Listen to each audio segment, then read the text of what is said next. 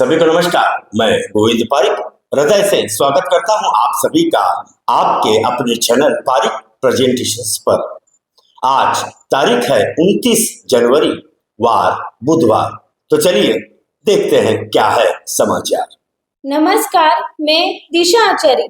दांडेली अभिवृद्धि होराट समिति ने नगर सभा के नवनियुक्त आयुक्त श्री विवेक पन्ने जी का सम्मान किया और हमने भी आयुक्त जी से बात की।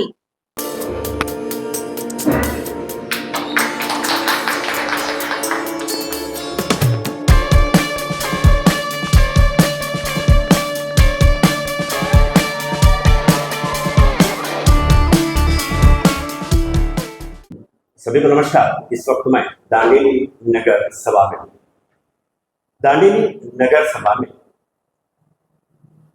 नए आयुक्त जी का नियुक्ति हुई है, जिनका नाम विवेक पन्ने जी है, जो कि मुडलगी बेलगाम डिस्ट्रिक्ट में मुडलगी वहां से यहाँ पर स्थलांतरण हो गया है। और सबसे पहले मैं आपको उनसे मिलवाता हूँ। बहुत बहुत स्वागत है हमारे दांडेली में, आपका शहर हमारे शहर में सर। आपका थैंक यू। आप आज से आपने इस काम की जिम्मेदारी ली। हाँ, कल से 28 से कल से ड्यूटी आपने ये सारे कामों की जिम्मेदारी ली। यहाँ सिंधे साहब भी हैं। सिंधे साहब हमारे काफी पुराने परिचित हैं। आपको जब आपका यहाँ पर नियुक्ति हुई तो मुझे सबसे बड़ी खुशी इस बात की हुई कि आप और हमारे अध्यक्ष दोनों ही एक नौजवान शक्ति है और इसका परिणाम दांडेली को बहुत अच्छा मिलेगा, ऐसी मैं उम्मीद करता हूँ। डेफिनेटली आप सही है। एक दो तीन विशेष जो मैं सोचकर चाहता हूं कि दांडेली में होना चाहिए, वो सबसे पहले है सर सफाई।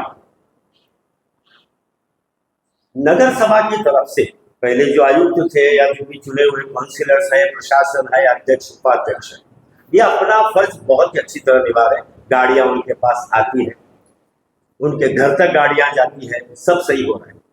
लेकिन कुछ अगर सही मायने में कहूँ तो मोर देन 90% लोग बहुत सिंसियरिटी से, कोई 5 या 10% लोग होंगे जो जिधर होना उधर कचरा फेंक देते हैं। इसके लिए सीसीटीवी कैमरे का व्यवस्था शायद लगभग हो चुकी है। सही है सिंधे साहब? हाँ, उसका हो चुका है सर। उसको जल्दी से जल्दी इम्प्लीमेंट कर इस खूबसूरत दांडेली को और भी खूबसूरत बनाने में, इस कचरा मुक्त, गंदगी मुक्त बनाने में आप क्या सहयोग करेंगे और क्या योगदान देंगे? क्या इसको पहले प्राथमिकता देंगे सर? ಡೆಫಿನೆಟ್ಲಿ ಬಹಳ ಉತ್ತಮವಾದಂತ ನಿಮ್ಮ ಪ್ರಶ್ನೆ ಇದೆ. ನಾನು ಕನ್ನಡದಲ್ಲಿ जो भाषा में उचित लगे बोलिए सर, ಯಾಕಂದ್ರೆ ಏನು ಮಿಸ್ಟೇಕ್ ಆಗಬಾರ್ದು. ಮೊದಲನೇದಾಗಿ ನಾನು ದಾಂಡೇಲಿಗೆ ಫಸ್ಟ್ ಟೈಮ್ ಬಂದಿದ್ದು. ಅಂದರೆ ನಾನು ದಾಂಡೇಲಿ ಟೂರಿಸ್ಟ್ ಪ್ಲೇಸ್ ಇದ್ದರೂ ಕೂಡ ಫಸ್ಟ್ ಟೈಮ್ ದಾಂಡೇಲಿಗೆ ಆ್ಯಸ್ ಎ ಕಮಿಷನರ್ ಅಂತಾನೆ ಎಂಟ್ರಿ ಹೊಡೆದೆ. ಇಲ್ಲಿವರೆಗೂ ನಾನು ದಾಂಡೇಲಿಗೆ ಬಂದಿರಲಿಲ್ಲ. ದಾಂಡೇಲಿಗೆ ಎಂಟ್ರಿ ಆಗೋ ಸಂದರ್ಭದಲ್ಲಿ ನಾನು ನೋಡಿದರೆ ಯಾವುದೋ ಒಂದು ದೊಡ್ಡ ಹಳ್ಳಿ ನೋಡಿದಂಗೆ ಆಗ್ತಾಯಿತ್ತು. ಕ್ಲೀನ್ಲಿನೆಸ್ ನೀವು ಹೆಂಗೆ ಕ್ವಶನ್ ಮಾಡಿದ್ರಲ್ಲ, ಕ್ಲೀನ್ಲಿನೆಸ್ ಬಗ್ಗೆ ನನಗೆ ಐ ವಾಸ್ ನಾಟ್ ಸ್ಯಾಟಿಸ್ಫೈಡ್. ತೃಪ್ತಿದಾಯಕವಾಗಿರ್ತಕ್ಕಂಥ ಸ್ವಚ್ಛತೆ ಕೆಲಸಗಳು ಇಲ್ಲಿ ಆಗಿದ್ದಂಗೆ ಕಾಣಲಿಲ್ಲ. ಎಲ್ಲ ಕಡೆ ಸ್ವಲ್ಪ ಒಂದು ರೌಂಡ್ ಹೊಡೆದೆ. ಒಂದೇ ಜಸ್ಟ್ ಊರಲ್ಲಿ ಒಂದು ರೌಂಡ್ ಹೊಡೆದ್ರೆ ಎಲ್ಲ ಕಡೆ ಸ್ವಲ್ಪ ಸಿಕ್ಕಾಪಟ್ಟೆ ಡಸ್ಟ್ ಇದೆ. ಆಮೇಲೆ ಜಂಗಲ್ ಏರಿಯಾ ಇರೋದ್ರಿಂದ ಪ್ಲಾಂಟ್ಸ್ ಅದ್ರದ್ದು ಲೀವ್ಸ್ ಎಲೆಗಳೆಲ್ಲ ನಮ್ಮ ಟೌನ್ ವ್ಯಾಪ್ತಿಯಲ್ಲಿ ರಸ್ತೆಗಳ ಮೇಲೆ ಚರಂಡಿನಲ್ಲಿ ತುಂಬಿಕೊಂಡು ಬಿಟ್ಟಿದ್ದಾವೆ. ಅದನ್ನ regular day to day basis ಮೇಲೆ ಕ್ಲೀನ್ ಮಾಡಲಿಕ್ಕೆ ನಮಗೆ ಹೆಚ್ಚಿನ ಸಂಖ್ಯೆಯಲ್ಲಿ ಪೌರ ಕಾರ್ಮಿಕರು, ಲೂಡರ್ಸ್, ಕ್ಲೀನರ್ಸ್ ಎಲ್ಲ ಬೇಕಾಗ್ತಾರೆ. ಬಟ್ ಅದು ಎಲ್ಲ ನೋಡ್ಕೊಂಡು ಬಂದ ನಂತರ ಒಟ್ಟಾರೆ ದಾಂಡೇಲಿ ಸಿಟಿ ಅಷ್ಟೊಂದು ಕ್ಲೀನ್ ಯಾಕೋ ಕಾಣಿಸ್ಲಿಲ್ಲ ನನಗೆ, ಬೇರೆ ನಗರ ಸಭೆಗಳನ್ನು ನಾವು ಒಂದು ಕಂಪೇರ್ ಮಾಡಿದಾಗ. ಸೊ ಬಂದ ತಕ್ಷಣ ನಾವು ನಿನ್ನೆ ಒಂದು ಸಿಬ್ಬಂದಿಗಳ ಮೀಟಿಂಗ್ ತೊಗೊಂಡಾಗ ನೋಡಿದಾಗ ನಮ್ಮಲ್ಲಿ ಏನಾಗಿದೆ ಅಂತಂತಂದರೆ, ಕೇವಲ ಒಂದು 12,000 to 13,000 ಜನ ಹೌಸ್ ಹೋಲ್ಡ್ಸ್ ಕುಟುಂಬಗಳಿದ್ರೂ ಕೂಡ ಕೇವಲ 6 ಗಾಡಿಗಳು ಮಾತ್ರ ನಮಗೆ ಡೋರ್ ಟು ಡೋರ್ ಕಲೆಕ್ಷನ್ಸಲ್ಲಿ ಹೋಗ್ತಾ ಇದೆ. ಏನಾಗ್ತಾ ಇದೆ, 2000ನಲ್ಲಿ ಮೊದಲ ಬಾರಿಗೆ ಏನು ಸಾಲಿಡ್ ವೇಸ್ಟ್ ಮ್ಯಾನೇಜ್ಮೆಂಟ್ ರೂಲ್ಸ್ ಅಂತ ಬಂತು, ಅವರು ಹೊಸ ಸ್ಟ್ರಾಟಜಿನ ಇಂಪ್ಲಿಮೆಂಟ್ ಮಾಡಿದರು. ಏನಂತಂತಂದರೆ, ಕಸಗಳನ್ನ ಒಂದು ಯಾವುದೋ ಒಂದು ಕಸದ ಡಬ್ಬಿಗಳಲ್ಲಿ ಹಾಕಿ, ಒಂದು ಏರಿಯಾದಲ್ಲಿ ಒಂದು ಕಾರ್ನರಲ್ಲಿ ಕಸದ ಡಬ್ಬಿ ಹಾಕಿ, ಡಬ್ಬಿಯೊಳಗೆ ಹಾಕಿ ಅದನ್ನ ಪ್ರತಿ ದಿವಸ ಬೆಳಿಗ್ಗೆಯಿಂದ ಅನ್ಲೋಡ್ ಮಾಡ್ಕೊಂಡು ಅದನ್ನ ಗಾಡಿ ತುಂಬಿಕೊಂಡು ಹೋಗೋದು ಪದ್ಧತಿ ಇತ್ತು, ಟ್ರೆಡಿಷನಲ್ ಪದ್ಧತಿ. 2000 ಆನ್ವರ್ಡ್ಸ್ ಏನಾಯ್ತು ಅಂತಂದ್ರೆ ಮನೆಯಿಂದ ಕಸ ಸಂಗ್ರಹಣೆ ಮಾಡಿ ಎಲ್ಲಿ ಜನರೇಷನ್ ಆಗುತ್ತೋ ಅಲ್ಲಿಂದನೇ ನೀವು ಡೈರೆಕ್ಟ್ ಆಗಿ ನೇರವಾಗಿ ನಮ್ಮ ಡೋರ್ ಟು ಡೋರ್ ಕಲೆಕ್ಷನ್ ವೆಹಿಕಲ್ಸ್ಗೆ ಹಾಕಿ ಡೈರೆಕ್ಟ್ SWM ಸೈಟ್ಗೆ ಹೋಗಬೇಕು ಅಂತ ಒಂದು ರೂಲ್ಸ್ ಆಯಿತು.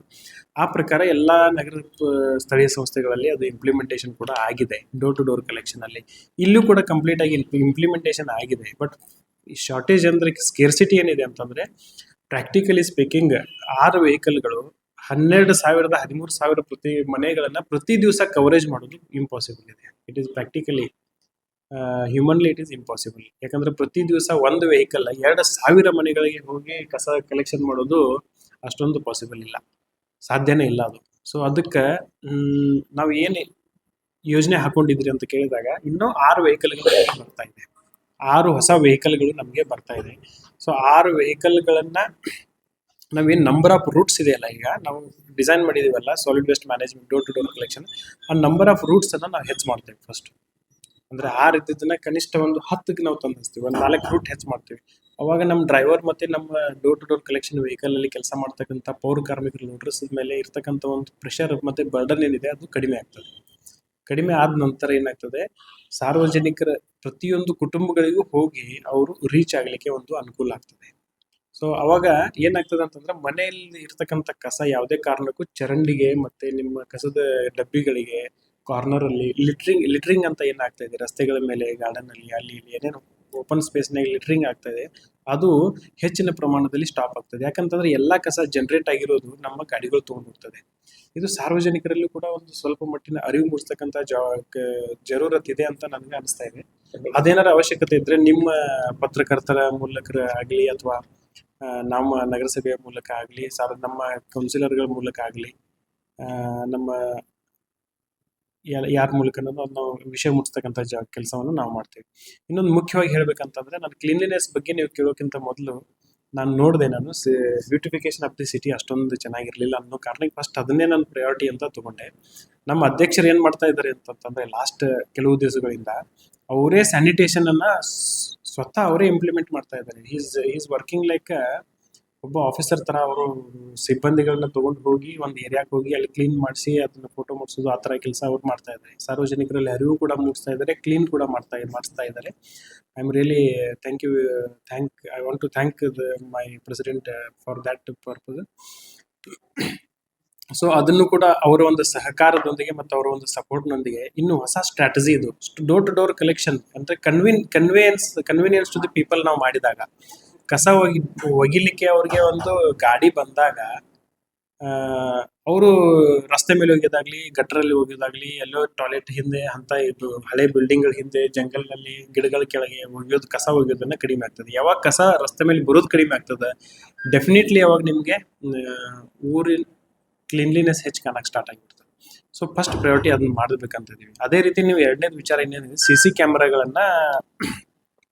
ಸಿ ಕ್ಯಾಮ್ರಾಗಳನ್ನ ಅಳವಡಿಸಿ ಬ್ಲ್ಯಾಕ್ ಸ್ಪಾಟ್ ಅಲ್ಲಿ ಎಲ್ಲೆಲ್ಲಿ ಇದೆ, ಎಲ್ಲಿ ಬ್ಲ್ಯಾಕ್ ಸ್ಪಾಟ್ಸ್ ಇದೆ ಅಂದ್ರೆ ಅಲ್ಲಿ ಬಂದು ಜನ ಕಸ ಒಗಿತಾರೆ. ಇಲ್ಲಿ ಇವರು ಈಗಾಗಲೇ ಅಧ್ಯಕ್ಷರು ಬಹಳ ಒಂದು ಉಪಕ್ರಮ ತಗೊಂಡಿದ್ದಾರೆ ಸಿ ಕ್ಯಾಮ್ರಾ ಅಳವಡಿಸ್ತಕ್ಕಂಥದ್ದು. ಒಟ್ಟು 26 ಜಾಗಗಳಲ್ಲಿ ಕುಂದಿರಿಸ್ತಾ ಇದ್ದಾರೆ. ಆ 26 ಬ್ಲ್ಯಾಕ್ ಸ್ಪಾಟ್ಸ್ ಐಡೆಂಟಿಫೈ ಆಲ್ರೆಡಿ ಮಾಡಿದ್ದಾರೆ. ಅವರು ವರ್ಕ್ ಆರ್ಡರ್ ಕೂಡ ಕೊಟ್ಟಿದ್ದಾರೆ ಸಿ ಕ್ಯಾಮ್ರಾ ಕುಂದಿರಿಸಲಿಕ್ಕೆ. ಸೊ 26 ಜಾಗಗಳಲ್ಲಿ ಏನು ಬ್ಲ್ಯಾಕ್ ಸ್ಪಾಟ್ಸ್ ಇದೆ ಅಲ್ಲಿ ನಾವು model solid waste management rules ಅಂತ ನಾವು ನಮ್ಮ ಆಫೀಸಲ್ಲಿ ಅಡಾಪ್ಟ್ ಮಾಡ್ಕೊಂಡಿದ್ದೀವಿ. ಸೊ ಕಸ ಲಿಟ್ರಿಂಗ್ ಮಾಡೋರಿಗೆ ಇಂತಿಷ್ಟು ಫೈನ್ ಅಂತ 500, 1000, 1500 ಹೀಗೆಲ್ಲ ನಮ್ಮದೇ ಫೈನ್ ಹಾಕೋದಕ್ಕೆ ಅವಕಾಶ ಇದೆ. ಸೊ ಯಾರು ಕಸ ಡಬ್ಬಿ ತೊಗೊಂಡ್ಬಂದು ಅಲ್ಲಿ ನಮ್ಮ ಮುನ್ಸಿಪಾಲಿಟಿ ವೆಹಿಕಲ್ಗಳಿಗೆ ಕೊಡೋದಿಲ್ಲ, ಅವರಿಗೆ ನಾವು ಫೈನ್ ಹಾಕ್ತಕ್ಕಂಥ ಕೆಲಸವನ್ನು ಮಾಡ್ತೀವಿ. ಫಸ್ಟ್ ಪ್ರೀತಿಯಿಂದ ಹೇಳ್ತೇವೆ, ನಾವು ಎಲ್ಲರಿಗೂ ಅರಿವು ಮೂಡಿಸ್ತಕ್ಕಂಥ ಕೆಲಸ ಮಾಡ್ತೇವೆ.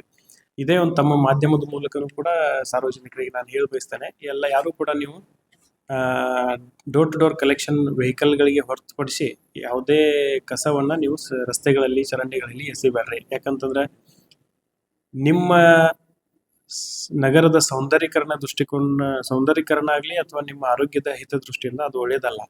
ಸೊ ಅದು ಮಾಡಕ್ ಹೋಗ್ಬಿಟ್ರಿ ಅಂತ ನಾನು ಹೇಳ್ತೇನೆ. ಆಮೇಲೆ ನಮ್ಮ ವೆಹಿಕಲ್ಗಳನ್ನ ಹೆಚ್ಚು ಮಾಡಿ ಪ್ರತಿ ದಿವಸ ಅವ್ರ ಮನೆಗೆ ಹೋಗಿ ಕಸ ತಗೊಳ್ತಕ್ಕಂಥ ವ್ಯವಸ್ಥೆಯನ್ನು ಕೂಡ ನಾವು ಮಾಡೋ ನಿಟ್ಟಿನಲ್ಲಿ ಪ್ರಯತ್ನ ಮಾಡ್ತಾ ಇದ್ದೀವಿ. ಸ್ವಲ್ಪ ದಿವಸದಲ್ಲಿ within a short span of a ಟೈಮಲ್ಲಿ ನಿಮ್ಮ ನಗರ ಇವತ್ತೇನು ಸ್ಟೇಟಸ್ ಇದೆ ಕ್ಲೀನ್ಲಿನೆಸ್ ಬಗ್ಗೆ, ಅದರಲ್ಲಿ ಸಾಕಷ್ಟು ಬದಲಾವಣೆಗಳೇ ಆಗ್ತದೆ ಅಂತಕ್ಕಂಥ ಒಂದು ವಿಶ್ವಾಸವನ್ನ ನಾನು ಈ ಮಾಧ್ಯಮದ ಮೂಲಕ ಸಾರ್ವಜನಿಕರಲ್ಲಿ ಹೇಳ ಬಯಸ್ತೇನೆ. और एक विशेष बात मैं बताता हूं, जब मैं बन्ने जी के कैबिन में आया तो मेरे को 5 से 10 मिनट वेट करना पड़ा। तो 5 से 10 मिनट के बीच में मैंने जो देखा वो आपको बताता हूं। ये अपनी डायरी में कब कहां कौन सा काम करना है ये लिखते हैं। ये जिनकी ये आदत होती है ना, उनका काम बहुत अच्छा होता है, ये मुझे विश्वास है। मुझे उम्मीद है 2 नौजवान शक्ति इस वक्त हमारे दांडेली को मिली है और इसका परिणाम दांडेली को बहुत अच्छा मिलेगा। फिर एक बार सभी दांडेली निवासियों से निवेदन करता हूं, नगर को स्वच्छ, सुंदर और विकास की ओर लेके जाने में सिर्फ अधिकारियों का नहीं, हम सबका सहयोग अति आवश्यक है। सभी से निवेदन करता हूं, दांडेली को स्वच्छ और सुंदर और एक विकासशील बनाने में हमारे नए आयुक्त जी का समर्थन करें। बहुत बहुत धन्यवाद, बहुत बहुत धन्यवाद सर। सिंधे साहब, आपका भी बहुत बहुत धन्यवाद। छोटे छोटे कई फाइनेंस कंपनियों से परेशान दांडेली की कुछ महिलाओं ने तहसीलदार जी को निवेदन पत्र दिया। छोटे छोटे फाइनेंस कंपनीज, माइक्रो फाइनेंस जिन्हें कहते हैं, इन माइक्रो फाइनेंस से पैसे लेकर, कुछ चीजें लेकर यहाँ की महिलाएं और यहाँ के नागरिक इतने परेशान है कि वे इन्हें इस हद तक परेशान कर रहे हैं और इस हद तक उनके रिकवरी का काम हो रहा है कि ये महिलाएं एक शर्म महसूस करती है। गली में इज्जत निकालना, 4 लोगों के अंदर पुकार के बोलना, घरों में आकर बैठना, इतना दबाव बनाना कि कहीं ये कुछ कर न ले।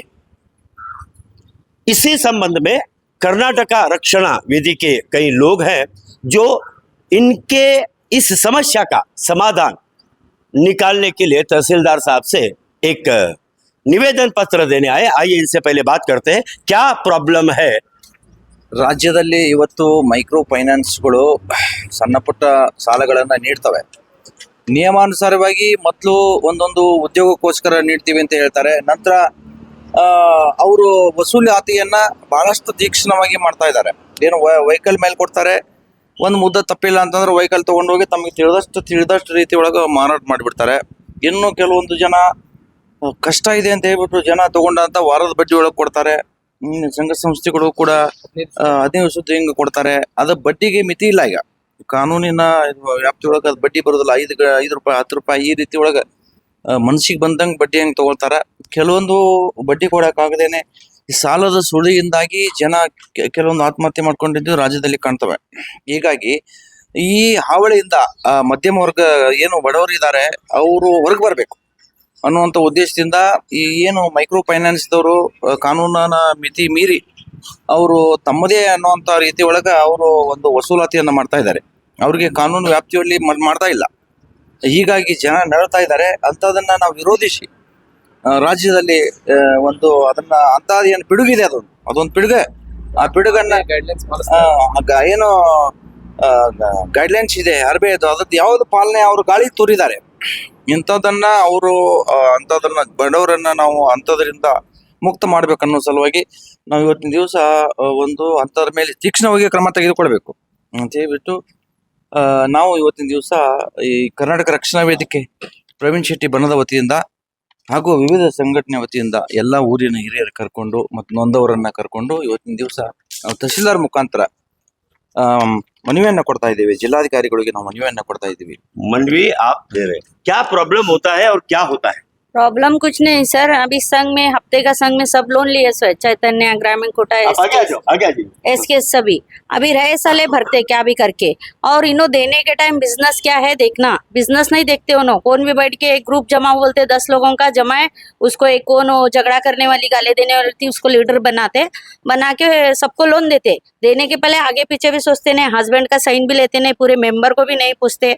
अब जब उन्होंने नहीं भरते तभी सब मेंबर को तुम भरो करके बोलते, या उसको छोड़ते लीडर को, वो जाके गंदा गंदा गाली दे के गली में ठहर के टॉर्चर करके एक गाली देती एक गाली नहीं देती, ऐसा करके उनको टॉर्चर करने में अभी इज्जत को डर के क्या करना, कुछ तो खाना, फांसी वाले ना या मरना। अभी एग्जाम्पल यही परसों चूहों का दवा खा के आत्महत्या करने की कोशिश की, 5-10 दिन एडमिट करके लेके आए, तो ऐसा कर रहे।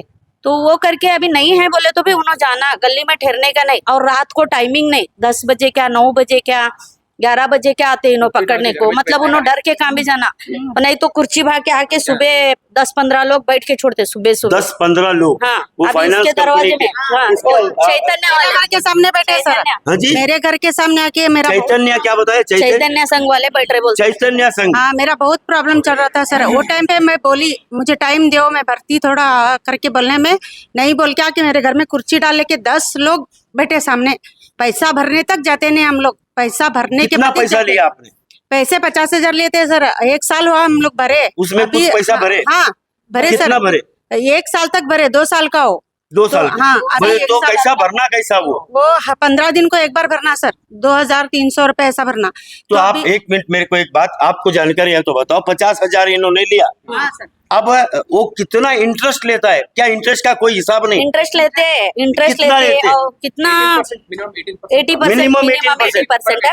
और वो पर ईयर या पर मंथ? मंथ के हिसाब से कुछ लेते हैं। मंथ के हिसाब से लेते हैं, कैलकुलेशन नहीं। 1 मिनट आप बताओ, 2 साल भरना है, हाँ सर। 15 दिन में कितना भरना पड़ता है? 15 दिन में 2,330 रुपए भरने का सर। 2,330 रुपए 1 महीने, 15 दिन को भरना। हाँ, 15 दिन को यानी एक महीने को 2,300, हाँ 4,600 चिल्लर भरना। 4,600 भरना। हाँ सर, उससे पहला लोन देने से 2 साल तक भरना, हाँ 2 साल तक भरना। तो डबल हो गया ना? प्रोसेसिंग फी बोल के कट होता है, इंश्योरेंस बोल के कट होता है। इंश्योरेंस पूरा साल नहीं होता, और 2 दिन में फिर 6 महीना गया नहीं, फिर लोन सैंक्शन करते। हम डबल पैसा भरने दे मत।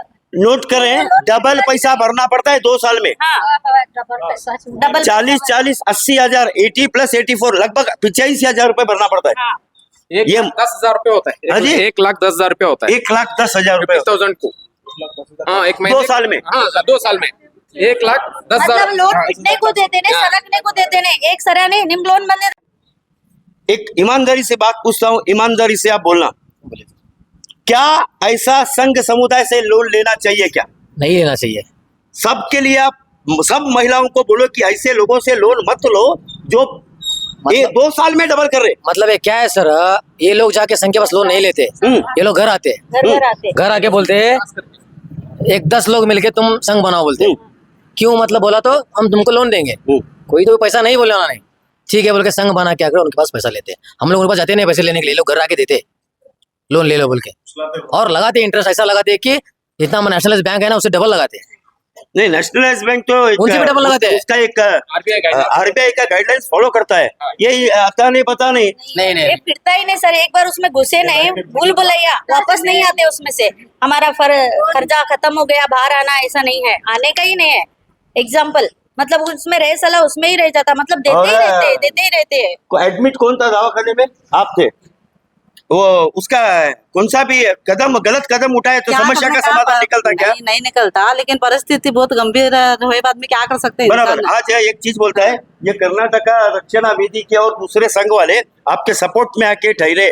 जब भी कौन सा भी प्रॉब्लम हुए तो प्रवीण है, राघवेंद्र है, ऐसे कई लोग हैं, इनका समर्थन ले, हमको बुलाओ, हम आते। ऐसे दांडेली में वो पुलिस बहुत डिपार्टमेंट है। मेरा माइंड बात में तो वही था। मैं क्या बोलता है, मेरा बात सुनो। दांडेली में पुलिस डिपार्टमेंट भी है, दूसरा लोग है, कई संघ समुदाय है, आपका रक्षा करने को है, उनका आप समर्थन लो, उनके पास जाके कंप्लेंट्स करो। ये सब लोग हैं, और प्लीज जाते जाइए प्लीज।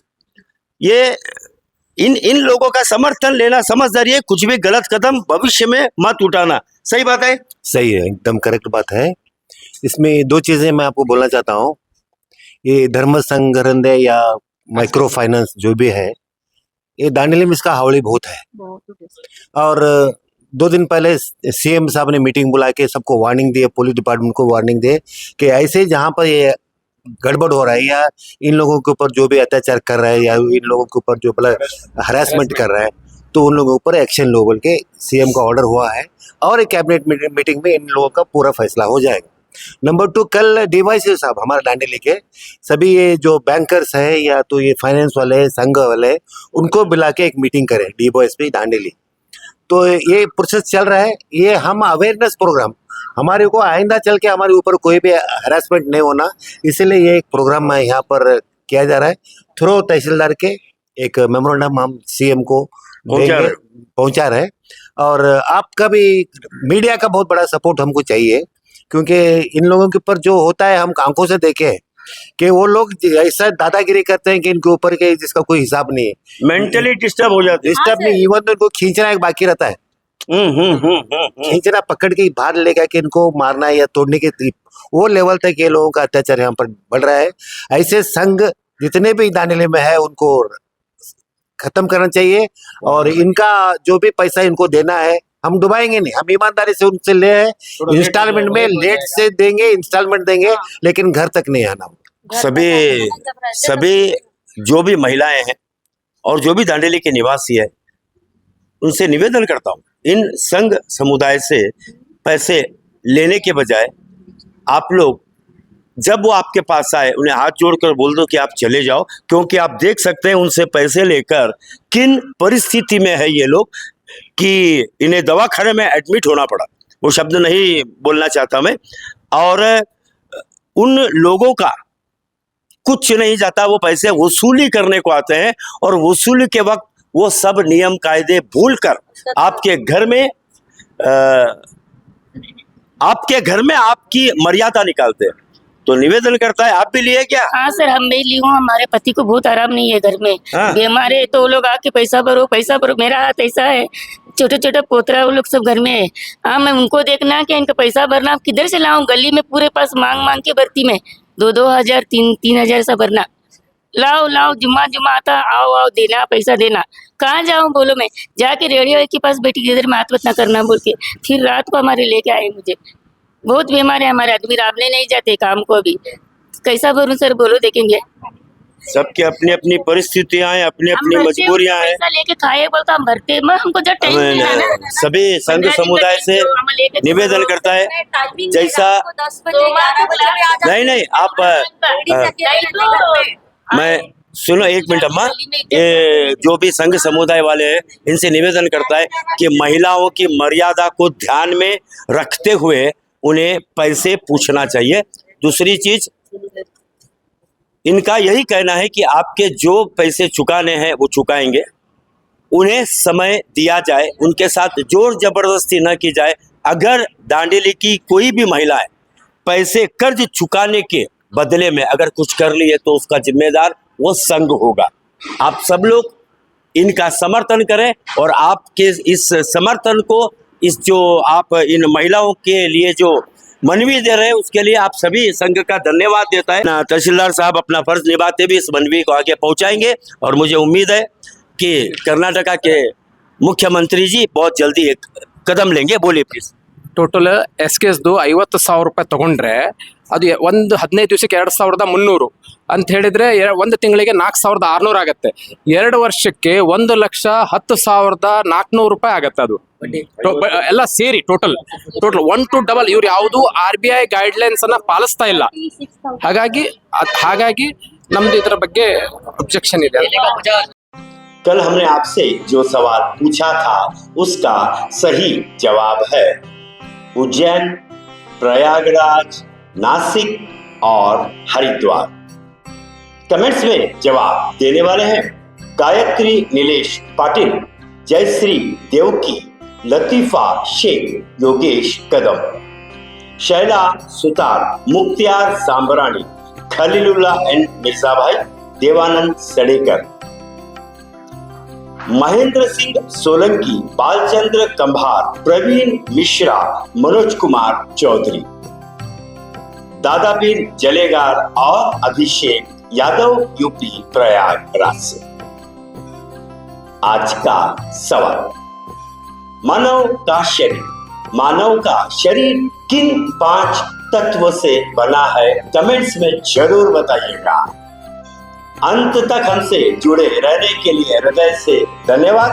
कल फिर मुलाकात होगी आपके अपने चैनल पारिक प्रेजेंटेशंस पर।